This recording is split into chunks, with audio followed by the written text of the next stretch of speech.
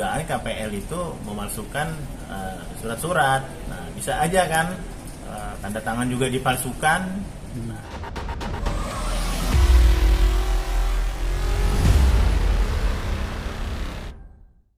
Sidang perdana nih antara gugatan Queenie terhadap suaminya KPL. Mungkin sidang perdananya tadi seperti apa, Bang? ya tadi waktu sidang perdana ya, mendadak tahu-tahu wah tuh, ada pengacara mengaku dia pengacaranya Queenie. Nah, terus hakim periksa surat kuasanya ya memang di dalam terjadi perdebatan. Ya. Nah, seharusnya kan kami ini duduk di meja penggugat ya. Ya. Tapi meja penggugat itu didudukan langsung, diduduk di pengacara baru itu duduk di meja penggugat. Setelah dilihat bahwa ternyata dia juga belum mendaftarkan surat kuasa, ya. Harusnya kan dia daftarkan dulu surat kuasanya. Nah, lalu kita keberatan nih, loh kok bisa mendadak begini? Gimana ceritanya? Nah, dilihatlah tanda tangannya ya. Tanda tangannya ya kita ragukan ini benar gak tanda tangan Queenie dalam keadaan sadar ya. Kita kan duga bisa aja itu mungkin ada tekanan ya. Apalagi kemarin ada pemberitaan yang saya sampaikan di hari-hari yang lalu bahwa dugaan KPL itu memalsukan surat-surat. Nah, bisa aja kan tanda tangan juga dipalsukan. Nah, kira-kira seperti itu. Nah, akhirnya setelah selesai ada polemik di dalam ruang sidang, akhirnya minggu depan itu ada agenda sidang tetap berjalan. Ya, agendanya adalah mediasi. Jadi diharapkan masing-masing pihak itu harus hadir. Mediasi pertama berarti, Bang ya? Iya, betul, mediasi pertama. Ini Queenie diwajibkan hadir atau gimana, Bang? Karena kan dia sebagai tergugat ya, penggugat. Iya, diwajibkan hadir karena hakim mau lihat benar gak ini yang tanda tangan Queenie-nya gitu. Nah, kalau saya kantor saya dicabut kuasanya ya itu nggak ada masalah ya, berarti kan pelayanan saya ada yang lebih baik lagi yang bisa melayani membantu Queenie, itu saya nggak ada masalah dalam hal ini ya. Nah, tapi yang penting surat kuasa itu pencabutannya itu betul-betul real, tidak ada tekanan, apalagi pemalsuan tanda tangan misalnya seperti itu. Ya. Tapi tadi jadi hasilnya gimana, Bang? Maksudnya si pengacara yang bersangkutan tadi yang Abang bilang tiba-tiba duduk memilih untuk keluar atau tetap stay di situ dan digantikan sama Abang? Ya tetap duduk di situ. Ya seharusnya kan sedikit kurang pantas lah duduk di meja penggugat karena surat kuasa mereka juga belum mereka daftarkan. Tapi ya udahlah, sudah selesai tadi polemiknya. Nah, jadi keputusan dari majelis memberikan waktu 1 minggu lagi untuk agenda mediasi, wajib datang. Nah, diharapkan juga bisa datang tuh KPL-nya gitu. Jadi biar hakim lihat, oh mereka berdamai. Jadi alasan mereka itu bilang bahwa ini KPL sama Stephanie sudah berdamai, jadi harus dicabut. Ya, kalau berdamai ya silakan, tunjukkan di depan muka hakim bahwa dua-dua datang bersanding, ya kasih tahu ya bahwa mereka sudah berdamai, ya itu bagus. Ya. Saya kan tujuannya supaya mereka bisa damai. Tujuan saya jadi pengacaranya Queenie. Nah, tapi dari klien Abang memang ada niat untuk berujuk, berdamai atau gimana? Udah sempat menyampaikan atau belum? Ya, jadi sebetulnya begini, yang mau cerai awalnya itu KPL.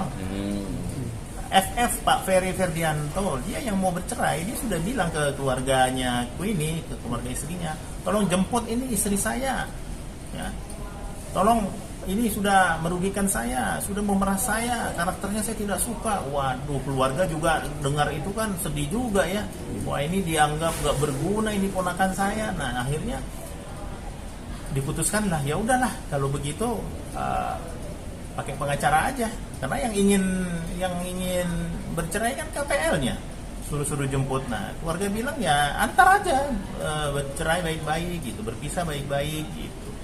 Nah sekarang gugatan di pengadilan agama bukan berarti mau menantang si KPL, bukan, tapi kita itu ingin berdamai di masa mediasi gitu. Jadi tidak nunggu ketok palu akan bercerai, tidak gitu. Jadi nggak usah terlalu takut karena KPL itu jangan terlalu takut, karena gugatan saya itu hanya minta 6 juta, 5-6 juta biaya per bulan. Untuk apa? Untuk berobat anak, biaya berobat anak, biaya pendidikan anak, lalu asuransi pendidikan anak, asuransi kesehatan anak.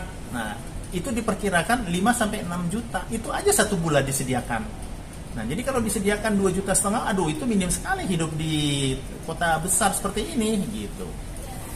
Nah, jadi intinya kita tidak menginginkan perceraian nih dalam gugatan kita masukkan gitu. Maunya berdamai rukun gitu. Dan satu hal lagi, keluarganya Queenie Stefani menginginkan mengundang keluarga berkumpul semua, tapi tidak digubris, tidak mau. Nah, KPL tidak mau. Datanglah kumpul keluarga. Sampai omnya bilang, aduh, kumpulkan aja lah, saya traktir, jangan khawatir ya, kita sediakan kursi 40, 20 dari pihak keluarga kita, 20 dari pihak sana, ayo kita sama-sama makan rame-rame ya, biar hangat suasana. Sampai bilang begitu. Tahu-tahu ya tidak mau datang gitu. Kalau itu bisa terjadi hubungan seperti itu kan udah nggak ada masalah sebetulnya ya. Nah, jadi saya harapkan ya lebih bagus ya KPL bisa datanglah ke keluarga gitu. Alasan Queenie tadi tidak hadir dalam sidang, Bagaimana? alasan tadi Queenie tidak hadir sidang, Ketidakhadiran. Itu kurang tahu ya. Nah, saya juga tidak tahu apakah ini sengaja tidak boleh keluar atau bagaimana. Itu saya juga tidak bisa jawab sampai tidak tahu keadaannya bagaimana. Ya mungkin karena ada baby nggak bisa keluar, itu aja mungkin ya bagi saya anggap.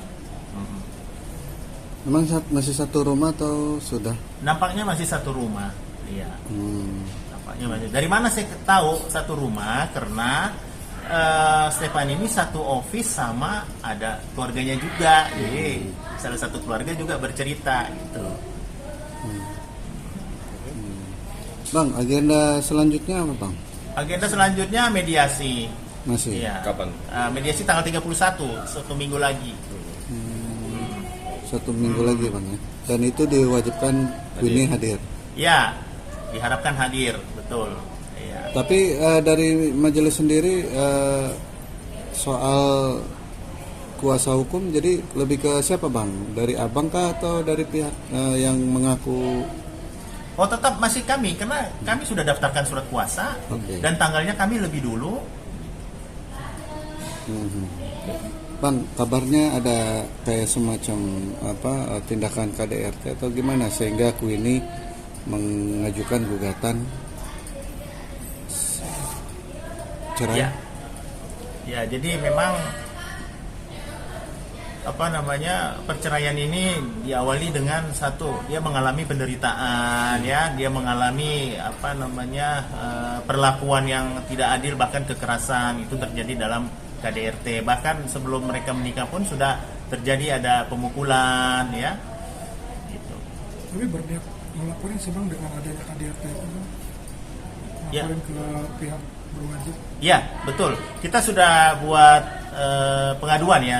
Kita nggak mau buat laporan karena laporan itu kan ada dua kemungkinan. Satu, perkaranya lanjut atau dihentikan. Tapi kalau pengaduan ini polisi akan bersikap bagaimana ini dengan pengaduan ini. Jadi saya minta kepada Pak Kapolri tolong mohon bantuan supaya KPL ini bisa dipanggil ya, bisa di undangan klarifikasi untuk dilakukan penyelidikan apakah perkaranya ini ada, faktanya ada gitu. Karena apa yang saya sampaikan itu selalu tidak keluar dari kronologis. Ada bukti-bukti yang dipegang, Bang? Apa terkait KDRT? Oh iya, ada foto-foto luka ada ya. Jadi entah bagaimana di HP-nya itu dihapus ya bukti-bukti. Tapi klien ini pintar gitu loh. Dia sudah kasih ke temennya, ke familinya ini foto-foto. Nah, jadi kita tidak kesulitan itu untuk mengumpulkan lagi foto-fotonya. Apa aja, Bang? Di bagian mana? Ya, badan, tangan, ya hampir semua di badan tuh ada ya. Ada yang di punggung ya. Nah, ada yang di lutut, kaki, di tangan, ya, bahu. Ada bekas permanen mungkin?